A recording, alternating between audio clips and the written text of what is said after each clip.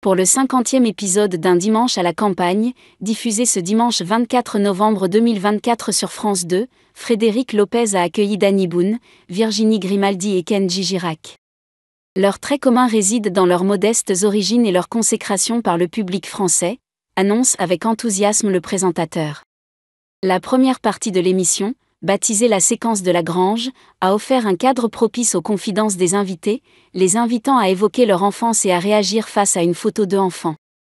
Kenji Girac, issu d'une communauté gitane rarement mise en avant dans les médias, a saisi cette opportunité pour partager son vécu d'enfant au sein de cette communauté nomade souvent victime de préjugés.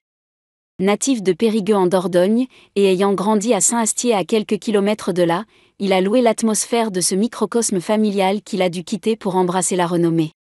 À la maison, entouré de ma famille, de mes cousins, le sentiment de fierté gitan était palpable. C'était une vie communautaire, solidaire, un peuple qui s'épaule mutuellement, partage le lauréat de la 3e saison de The Voice. Il a échappé de peu à un destin tragique.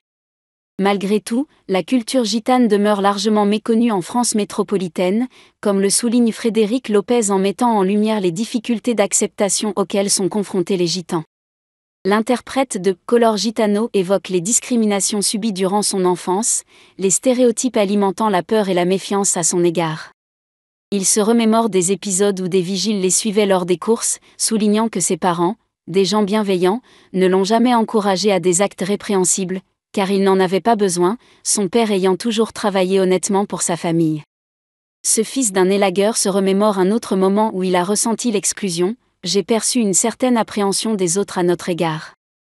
Une fois, sur une aire d'accueil, à côté de maison, j'ai sympathisé avec un garçon qui jouait avec une voiture télécommandée.